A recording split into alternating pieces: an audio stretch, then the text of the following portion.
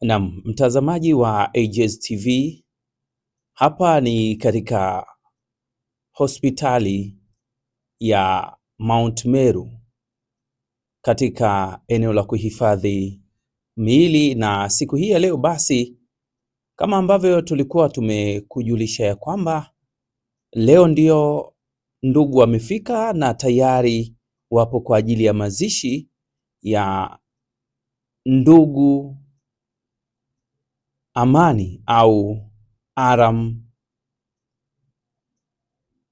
Alfred Silveri, na jina lingine anatambulika kama Amani.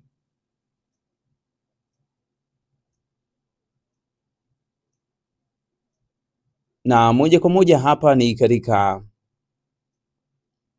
eneo basi ambalo linafanyika ibada fupi, ambapo aliyekuwa anasimamia siku hii ya leo basi alikuwa ni ndugu Mzambia ambaye ni mwenyekiti wa kamati katika kuongoza jopo zima la watu ili basi kuweza kuuaga mwili wa marehemu Amani.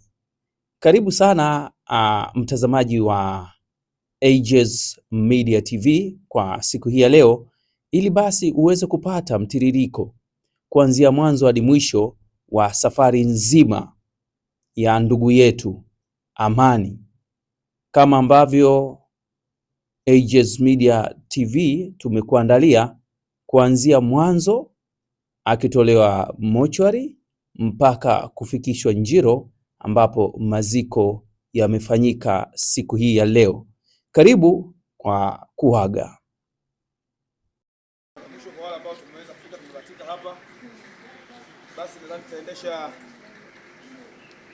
karibisha mchungaji tuendeshe ibada fupi tu ambao ni hapa. Baada ya muda chache au muda si mrefu na wengine wasubiri. Ndani ya maisha ya wanadamu kuna majira ya kutapanya, kuna majira ya kukusanya, kuna majira ya kufa. Kwa hiyo haya mambo yote kuna hatuwezi tukayabisha. Kwa hiyo tunachowaomba tujipe moyo, ni kusudi la Mungu, sio kusudi la mwanadamu. Bwana Yesu apewe sifa. Kwa hiyo pamoja na haya yote, kwa ndugu zake wapo? Ndio. Yuko wapi? Namuomba kaya aje karibu.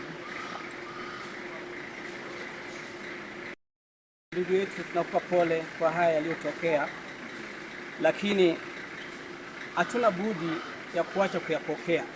Ukisoma katika kitabu cha Mhubiri sura ya 3 kuanzia mstari wa kwanza, Biblia inasema kwa kila jambo kuna majira yake na nyakati yake, kwa kila kusudi chini ya mbingu, wakati wa kuzaliwa na wakati wa kufa, wakati wa kupanda na wakati wa kung'oa yaliyopandwa, wakati wa kuua na wakati wa kupoza. Kwa ukiendelea na Mungu mtiririko, haya mambo ni mengi sana, lakini ninachotaka niwaambie sasa hivi tunapoongea mahali hapa, hatuongei na huyo aliyelala, tunaongea na sisi tuliobaki.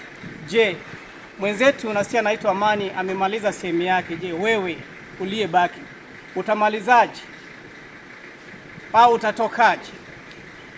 Ni swali ya kujiuliza. Ukisoma katika kitabu cha Mhubiri sura ya 12, Biblia inasema mtafute Muumba wako angali yu kijana, wakati unakuja usiofaa ambao nuru yako itatiwa giza. Wewe ni kijana, ndo wakati wako. Lakini katika vijana waliobaki kwenye karne hii kumtafuta Mungu hawana kabisa. Hasa kama kwa upande wa maderevatoyo wanafanya kazi mpaka Jumapili. Mimi mwenyewe nilikuwa derevatoyo. Tena siku hiyo ndo wanasema ndo siku ya abiria, siku ya kuwapeleka watu makanisani, lakini na wenyewe hawajui kuwa maisha yao, uhai wao umefumbwa ndani ya sekunde. Amani hakujua kuwa siku ile tukio inampata. Angejua hiyo siku hakika asingetoka kwenda barabarani, lakini kwa sababu ni fumbo. Bwana Yesu apewe sifa. Lazima tujiulize sisi tuliobaki. Je, Amani amemaliza? Wewe utamalizaje? Ya kwako itakuja kwa njia gani?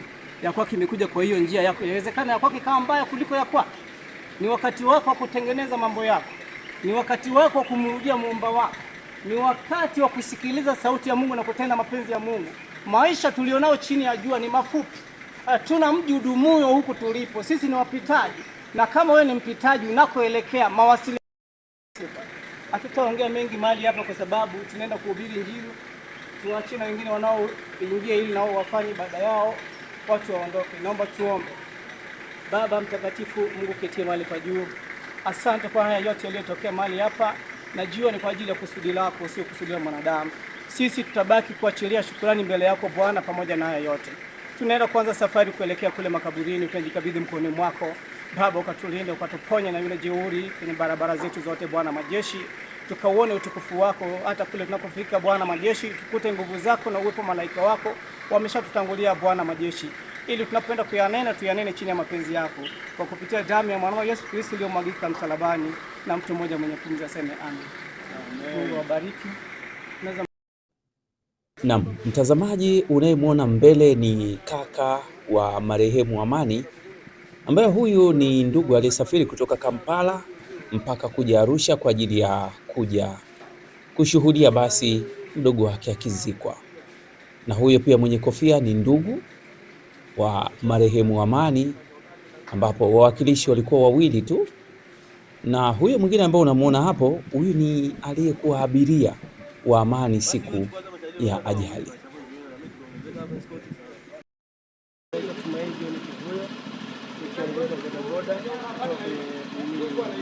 Kamati ya maadili wilaya Arusha mjini. Tumekuja hapa kwa ajili ya kumwaga ndugu yetu Amani ambaye alipoteza maisha kwa kukanyaga waya wa umeme ambao ulikuwa umekatika, ulikuwa una moto. Sisi kama afisa bodaboda tumejifunza vitu vingi sana kupitia msiba huu ambao leo mwenzetu anakwenda kuzikwa Njiro na si familia yake inakwenda kumzika. Kwa nini? Ni kwa sababu tumekuwa watu bodaboda wengi hatutambuani katika familia zetu, na ninachojaribu kukiona hapa ni watu wengi wamekuja kutoka mikoa mbalimbali na wamekuja wanafanya tasnia hii ya bodaboda, na wengine si bodaboda tu, kuna shughuli mbalimbali, lakini tumekuwa ni watu ambao tunaficha maeneo yetu ya tuliotoka ya kuzaliwa. Kwa hiyo mimi nione kwa jambo hili ifike mahali watu tuweze kutambua thamani ya kule tulikozaliwa na miji ambayo tuliotoka. Bodaboda tuna mfumo ambao tunasajili watu katika njia ya electronics, ambayo hiyo ni njia ambayo ikitokea mpata tatizo ni rahisi kugundulika. Lakini katika njia hiyo tunatamani ifike mbali zaidi, idai kujua sehemu uliozaliwa ni wapi, ili kwa sababu tunatambua kwamba watu bodaboda si wa wilaya Arusha mjini peke yake wala mkoa wa Arusha mjini peke yake, kutoka sehemu mbalimbali, ili tuweze basi mtakapata tatizo iwe rahisi yeye kufikika na taarifa kwenda kwa ndugu zake kwa urahisi. Kwa hiyo kupitia hili ambalo limetokea leo, kiukweli tumejifunza na tunazidi kuomba kwamba kila bodaboda atambue nafasi yake alikozaliwa. Sio kufanya tu kazi ya bodaboda iishie hapo, tupeleke marafiki zetu tunakoishi, lakini tuwaeleze nyumbani kwetu kabisa ni wapi, ili siku itakapotokea jambo kama hili iwe rahisi familia yako kujua. Kwa sababu imagine sasa hivi ukazikwa alafu baba yako hajui, mama yako hajui, wanatambua kwamba kijana wao yuko kwenye utafutaji, lakini kumbe hayuko kwenye utafutaji, tayari siku nyingi Mungu alishamtoa duniani. Inakuwa ni vigumu sana, anaishi akiwa na matumaini yao, badala yake ya kutambua kwamba mtoto wao au ndugu yao hayupo, wakapata ule mwili hata wakamstiri, angalau wakawa wanaona ile kaburi la ndugu yao karibu, tulikuwa tuna fulani lakini kaburi lake liko pale. Lakini sasa hivi anakwenda kustiriwa Njiro, si kama tunaona Njiro ni mahali pabaya, ni sehemu ambayo inahifadhi watu, lakini kumbukumbu ya familia ya kwamba ndugu yetu alishapoteza maisha ndio jambo la muhimu sana. Kwa hiyo mimi niwaombe ndugu zangu wakazi wa wilaya Arusha mjini, lakini pia waendesha bodaboda, tujaribu kuweka wazi katika familia zetu, tuweke wazi ndugu zetu, ili itakapotokea jambo iwe rahisi kuweza kupata msaada kwa wakati. Marafiki sio sababu tu, marafiki wanaweza kukusaidia, lakini inapotokea jambo la kukufika mazima, inakuwa ni ngumu rafiki kujua kwamba ataenda kuanzia wapi na atamalizia wapi. Lakini tukiweka wazi, watajua wataanzia wapi, watamalizia wapi. Takriban wiki nzima mwenzetu amekuwa hapa, imekuwa ni changamoto wa kutafuta ndugu, jamaa na marafiki. Kwa hiyo niombe tuwe razi kuonyesha familia zetu tunakoishi, lakini pia kuonyesha marafiki ambao tuko nao, ili yanapotokea tuweze kusaidika kwa wakati. Yangu ni hayo. Naam, safari imeanza sasa. Huu ni msafara wa kutoka mochwari moja kwa moja kuelekea katika makaburi ya Njiro. Hii ni Arusha na viunga vyake taratibu. Tukiwa hapa ni katika barabara ya kutoka eneo la Mafao kuelekea roundabout ya Kijenge. Unavyoona moja kwa moja majengo mazuri, mwelekeo mzuri pia, ambapo unaona hapo ni jengo la Kibo Palace, lakini hili hapa linalofuata unaliona ni PSSSF. Haya, tunasonga mbele namna hiyo, na hii ni Arusha, uelekeo wa Impala. Sasa msafara wetu umefika hapo moja kwa moja, tukiwa tunaelekea katika mzunguko wa Kijenge au roundabout ya Impala, ambapo mkono wangu wa kushoto unaona barabara imefungwa. Unapoona upande wangu wa kushoto mbele, utaona vibao vinaonyesha barabara kufungwa. Hii ndio sababu hasa ya kifo cha Amani, ni kutokana na hii barabara kufungwa. Basi walilazimika kupita barabara nyingine, ambapo huko katika barabara nyingine ndipo sasa alipokutana na ajali hiyo na kumsababishia yeye kupoteza maisha. Mtazamaji wangu, tuko katika roundabout ya Impala na huu ni msafara ukiwa unaelekea Njiro moja kwa moja. Basi tunakaribia katika eneo pia ambalo Amani alikuwa anafanyia kazi enzi za uhai wake. Mkono wangu wa kulia hapo ni kituo cha bodaboda kijiwe cha Impala A, ambapo ndiko Amani ilikuwa ofisi yake. Sasa wakati wa uhai wake alikuwa akifanya kazi hapo kama afisa usafirishaji, akitoa huduma ya kubeba abiria. Msikilizaji, ni msafara huu sasa kuelekea Njiro, ambapo hapa sasa tumesha kukamata barabara ya Njiro. Ni taratibu kabisa msafara wetu, tukiwa tunapita katika mizani ya Njiro kabla ya kufika katika eneo la Breweries jijini Arusha.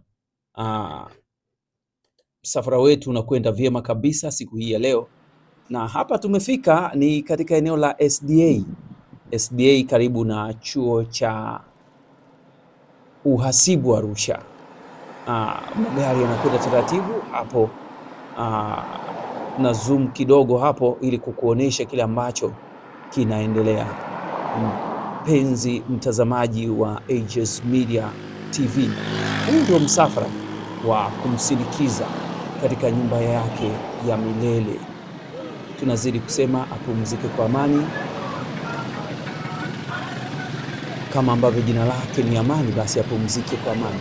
Hilo ndio gari ambalo limebeba mwili wa marehemu Amani, na tunazidi kusonga mbele kwa msafara huu. Unavyoona, hilo ni kanisa la Katoliki Njiro Arusha, na mbele kidogo basi hizi ni fremu mpya za chuo cha uhasibu Arusha. Kama ulikuwa hujui, penzi mtazamaji, hii ndio Arusha na hapa ni Njiro. Kama unavyosikiaga Njiro, basi hii ndio Njiro. Taratibu kabisa, uelekeo ni katika Njiro wakati huu, ili basi kuhakikisha kwamba tunafika na tunakwenda kusitiri mwili wa ndugu yetu, rafiki yetu aliyekuwa afisa usafirishaji aliyetambulika kwa jina la Amani. Basi yeye katangulia na wengine watafuata. Hii sasa tumeshafika katika eneo la makaburi ya Njiro. Hapa tunaona bodaboda hizi zinakatisha, ni usawa wa kuelekea katika makaburi ya Njiro. Unavyotazama hapo utaona pia kibao kinachoonyesha kwamba unaingia sasa katika eneo la makaburi ya Njiro. Asante sana kwa kuendelea kutufuatilia. Ni kuombe tu kwamba endelea kusubscribe, endelea kulike, lakini usiache notification, ili basi utakapopakia kipande kingine pia uweze kukipata kwa wakati na kujua kwamba safari ya ndugu yetu Amani imekwendaje.